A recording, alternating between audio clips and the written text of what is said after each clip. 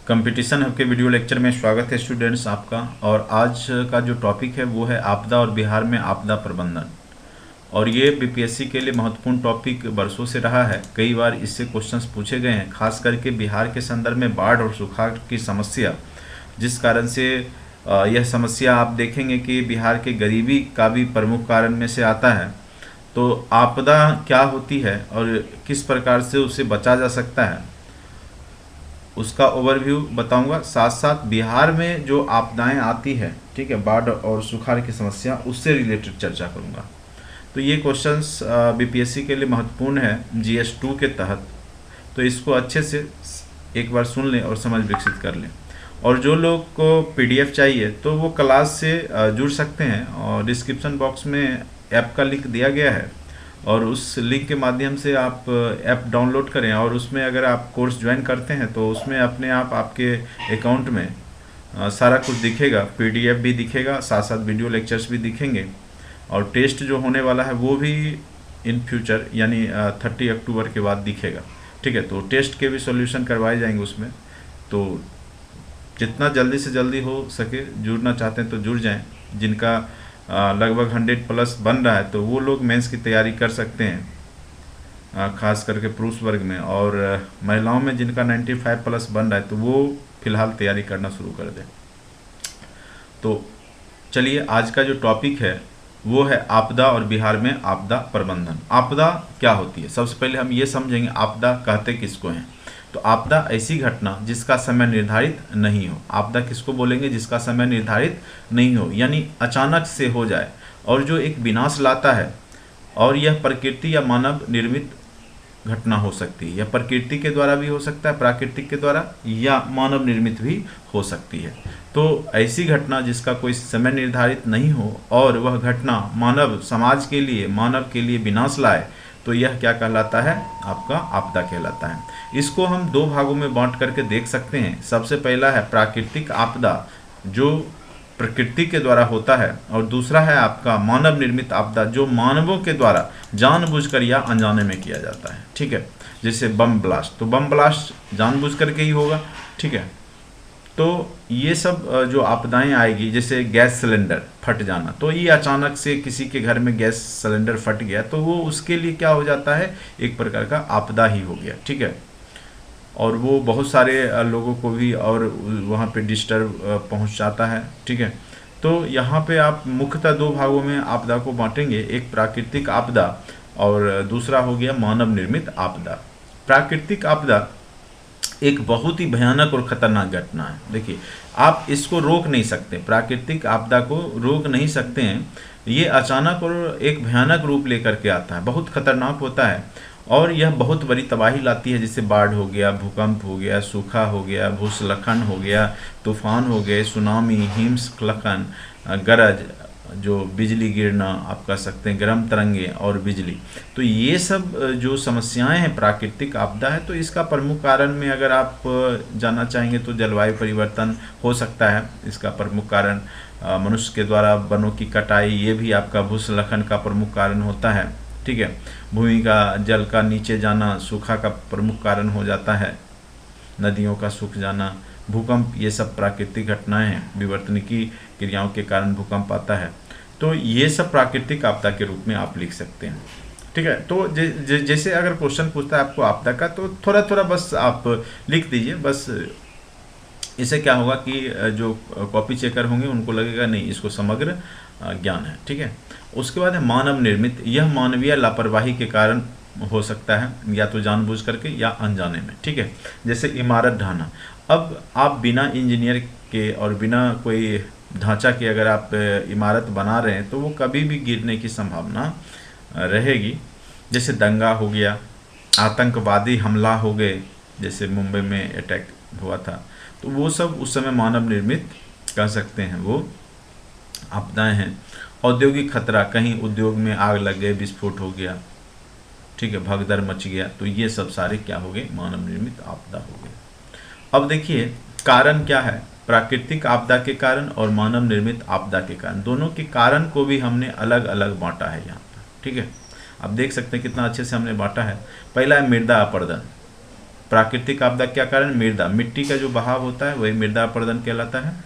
तो उस कारण से भूस्खलन वगैरह होता है। भूकंपीय गतिविधियाँ, अब जहाँ पे वन थे या जहाँ पे जंगल था वहाँ काट के बड़े बड़े बिल्डिंग बनाना, शहर की बढ़ती आबादी या कहीं एक लिमिट क्षेत्र में ज़्यादा पृथ्वी पे दबाव, तो ये सब के कारण से भी क्या हो जाता है, भूकंपीय गतिविधि हो जाती है। और वायुदाब, वायुदाब ये आप पढ़े होंगे, तूफान वगैरह जो है उच्च वायुदाब निम्न वायुदाब के कारण आता है।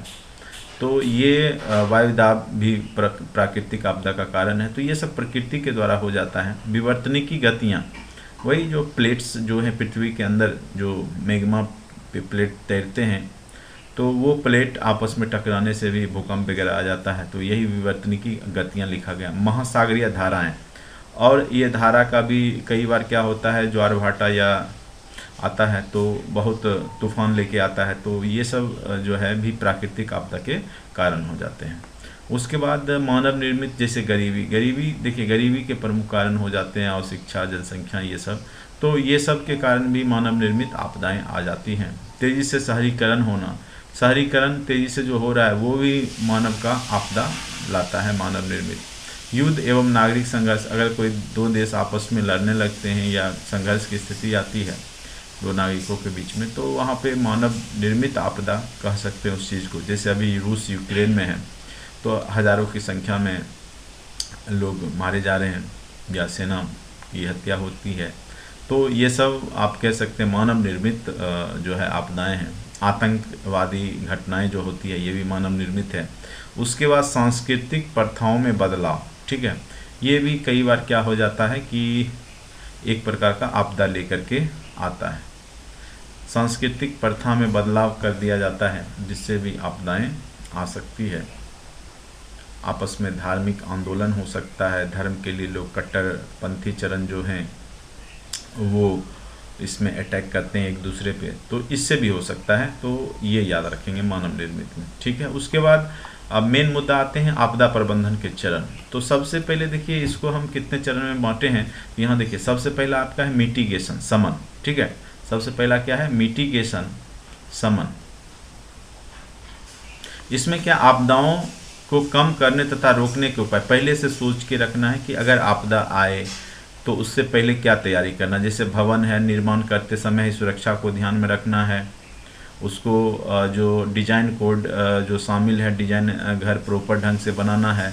जगह जगह जैसे आग लगने के लिए क्या होता है कि बड़े बड़े जो भवन बनते हैं तो उसमें पाइप बिछाया रहता है गैस का, जो उसको ऑन करने के बाद या टेम्परेचर बढ़ने के बाद खुद ब खुद जो है सभी जगह के नल जो हैं खुल जाते हैं और पानी का बारिश होने लगता है। तो इस तरीक़ा से पहले से अगर आप तैयारी करके रखते हैं, उपाय सोच करके उसमें सिस्टम बना के, तो आप बच सकते हैं। तो यही शमन है। उसके बाद ये सोच के रखना है कि आपदा आने पे क्या करना है। सबसे पहले क्या करना है, अगर बाढ़ आता है, जैसे बिहार में बाढ़ आती है, तो सबसे पहले आपको क्या करना है। उसके बाद क्या करना है, सबसे पहले तो जान माल की सुरक्षा करनी होती है, और उसे ऊंचे वाले स्थान पे ले जाया जाना होता है। उसके लिए मेडिकल फैसिलिटी जो भी सुविधाएं हैं वो देनी होती है। तो वो सब यहाँ पर है, उसके प्रिपरेनेस के तहत जो है, ठीक है। तत्परता, आपदा आने पर क्या करना है, कहाँ जाना है। कई बार क्या होता है, लोग घबराहट में जल्द से निर्णय लेने के चक्कर में ऐसा निर्णय ले लेते हैं कि उनके मौत का वो कारण हो जाता है। तो जब भी आपदा आए तो तुरंत में घबराना नहीं है। आपदा सबके लिए है, तो थोड़ा सोच समझ के बुद्धि विवेक का प्रयोग करना है, कहाँ जाना है, क्या करना है, नहीं करना है, ठीक है। और कार्य योजना तैयार करना जिससे आपदा को कम प्रभाव पड़े। पहले से मतलब एक योजना तैयार करके रखना कि कैसे किया जाए जिससे कि आपदा से बचा जा सकता है। जैसे भूकंप आता है तो उस समय क्या करना है, घर के अंदर ही जैसे जो मजबूत चौकी है या टेबल है उसके नीचे बैठ जाना है। तो ये सब जो पहले से है, तो ये तत्परता होनी चाहिए, ये जानकारी होनी चाहिए कि कैसे बचा जा सकता है, या बाढ़ आता है तो क्या करना है। उसके बाद प्रतिक्रिया, जब बाढ़ आ जाए या कोई आपदा आ जाती है तो उसके बाद के चरण को, और इसमें आप अब बचाव तो नहीं कर सकते, उसको रोक तो नहीं सकते, लेकिन हाँ आमतौर पे आप क्या करेंगे कि बचाव करेंगे, ठीक है। और आपदा के तुरंत बाद का चरण है ये, और आमतौर पर आपातकालीन मुद्दों के बजाय जो आपातकाल का कारण है, क्या है, नहीं है, क्यों हुआ, उसके वजह क्या करना है कि जो आपदाएं आ गई है उसकी मरम्मती पे यानी उससे बचाव पे ध्यान देना है। ठीक है। उसके बाद है रिकवरी। जब आपदा चला जाए तो फिर से लौटना अपने जीवन में, अपने जीवन यापन में।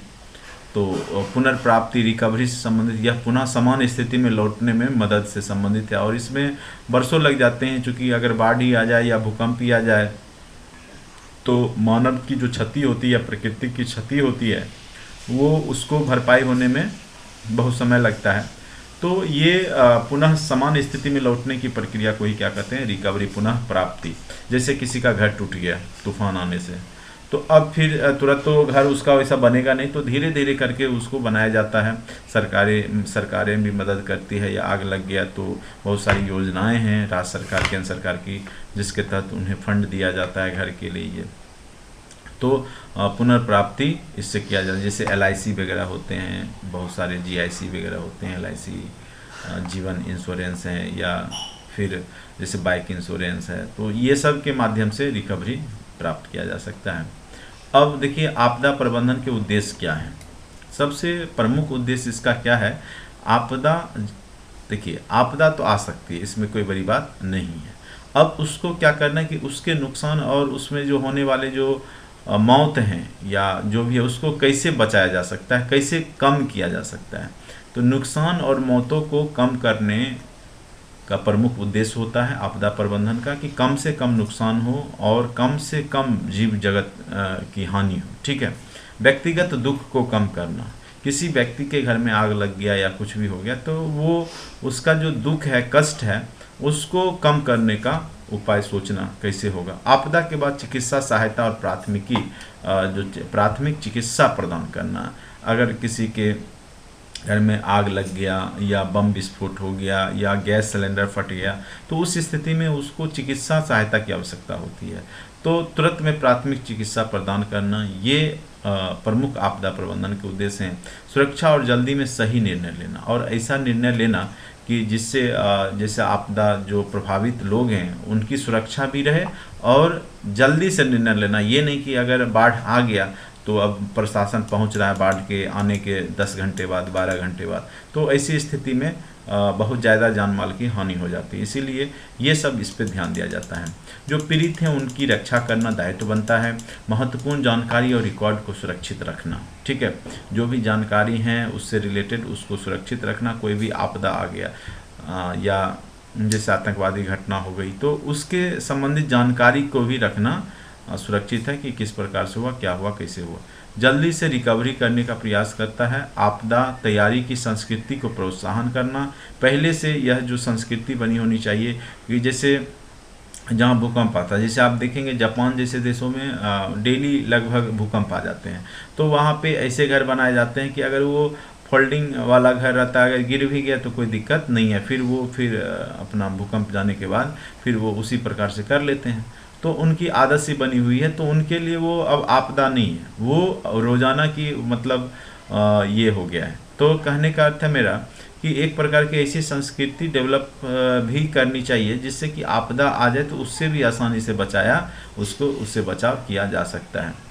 जैसे बाढ़ की समस्या, आप जान रहे हैं जिस क्षेत्र में बाढ़ की समस्या हर एक साल आ रहा है, तो उससे बचने के उपाय, जो लोगों के रहने की व्यवस्था, वो पहले से ही सरकार को एक ऊंचे वाले जगह पे करके रखना चाहिए। क्योंकि हर एक साल आ रहा है तो बाढ़ आने की संभावना रहती है, तो उस समय पहले से ही उस तरह के भवन का निर्माण, उस तरह के डॉक्टर का चुनाव या चिकित्सा पद्धति या वो सब पहले से तैयार करके रखना चाहिए। आपदा तैयारी और आपदा नियोजन की संस्कृति को बढ़ावा देना। ठीक है। तो आपदा जैसे हर एक घर में जो आपका आग बुझाने के लिए अग्निशमन वाला जो गैस होता है, वो सिलेंडर होता है, वो रखना चाहिए। तो ये सब को बढ़ावा देना चाहिए। मेडिकल किट हर एक घर में अवेलेबल होना चाहिए, जो छोटे मोटे बीमारी या ये सब के लिए है। और हर एक ज़िला में, हर एक ब्लॉक में, यहाँ तक कि हर एक गांव में हो सके तो एक ऐसा प्राथमिक उपचार केंद्र होना चाहिए।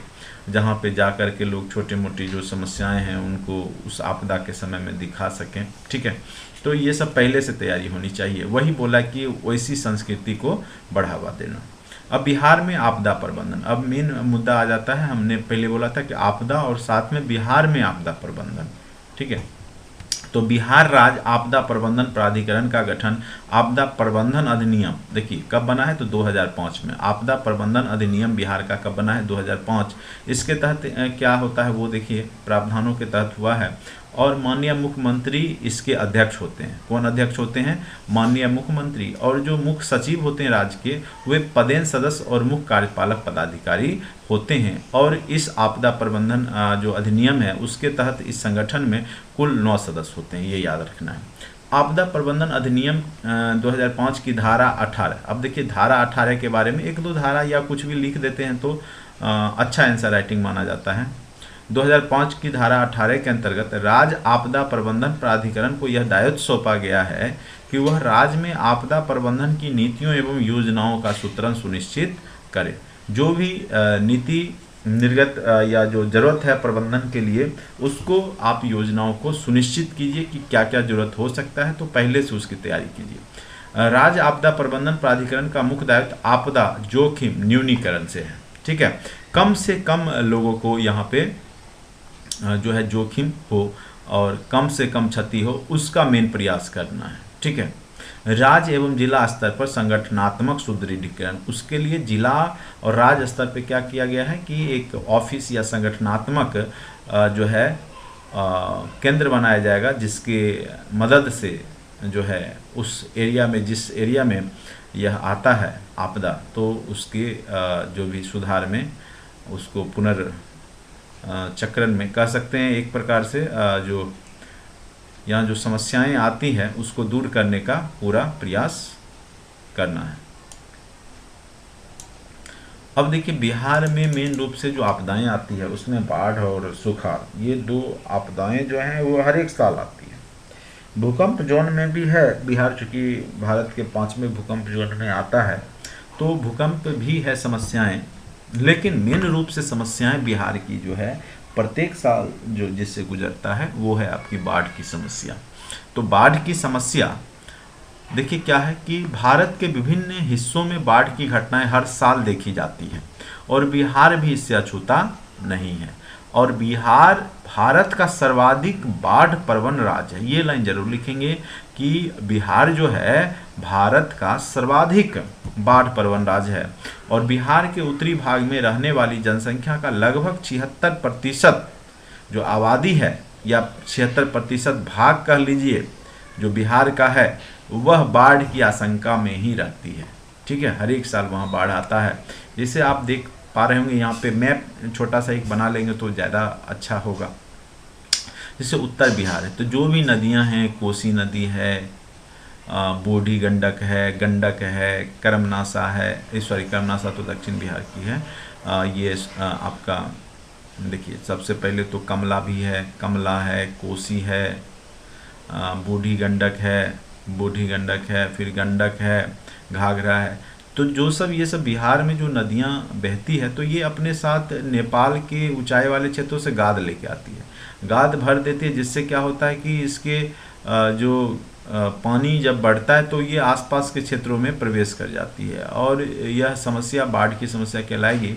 और यह बिहार में खास करके 76% एरिया में यह समस्या बनी हुई रहती है। जैसे छपरा, मधेपुरा, इधर आप सहरसा जाइए, मधेपुरा जाइए, तो ये सब कोसी का जो बेल्ट है वो भयानक बाढ़ की स्थिति बनी रहती है। तो ये सब समस्याएं हैं। ठीक है, बिहार के उत्तरी भाग में रहने वाली जनसंख्या का लगभग 76% निरंतर बाढ़ की आशंका में रहती है।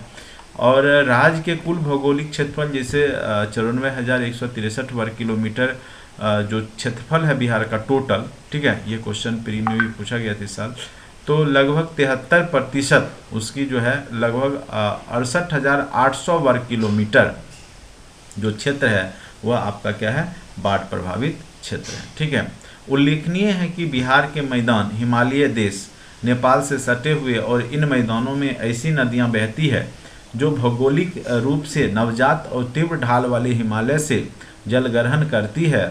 और इन नदियों में जैसे गंडक हो गई, कोसी हो गई, बूढ़ी गंडक, बागमती, महानंदा आदि हैं, जो कि जिनका उद्गम कहाँ होता है? नेपाल में होता है। और ये नदियाँ बेहद तीव्र बहाव के साथ भारी मात्रा में अवसाद लाती है, गाद लाती है और इसे बिहार के मैदानों में गिरा देती है, जिससे बाढ़ आने की समस्या बनी रहती है। क्योंकि जो जल बहाव का जो क्षेत्र था वो भर जाने के बाद पानी जो है वो ऊपर की ओर आ जाती है, तो वो ऊपर ऊंचाई वाले स्थान पे जल का जो है जमाव हो जाता है या जल बहने लगती है।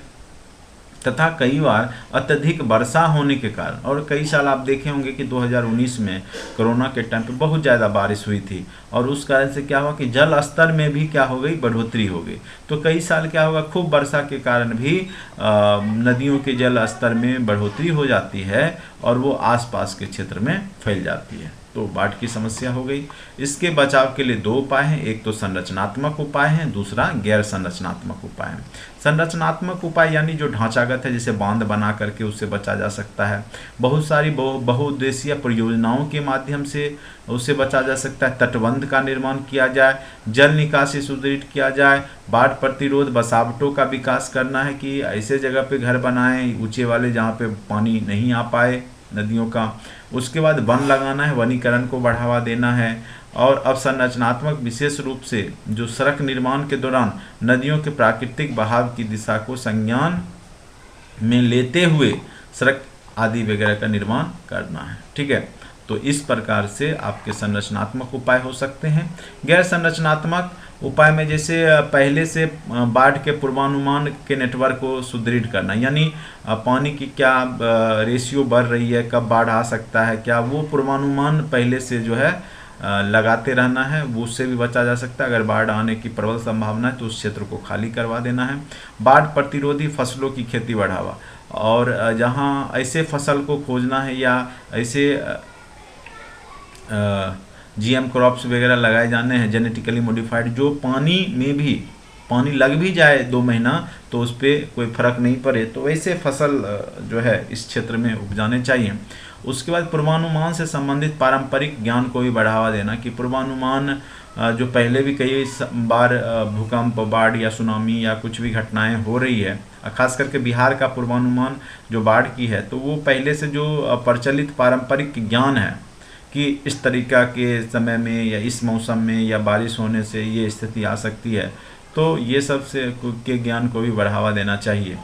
गांव स्तर पर जोखिम मानचित्र बना करके, तो जो भी गांव हैं, जिस गांव के तो मुखिया या सरपंच जो भी हैं, उसके माध्यम से एक जोखिम मानचित्र तैयार करवाना है कि किस क्षेत्र में पानी ज़्यादा लगी होती है बाढ़ के समय में, या कहाँ पे ज़्यादा वो प्रभावित करता है, तो वैसे क्षेत्र या वैसे क्षेत्र में रहने वाले लोगों के लिए विशेष सुविधाएँ प्रदान करके उससे बचाया जा सकता है। स्वयं सहायता समूह के माध्यम से और कोऑपरेटिव सोसाइटी के माध्यम से वित्तीय सहायता दे करके भी इसके जो प्रभाव हैं उसको कम किया जा सकता है।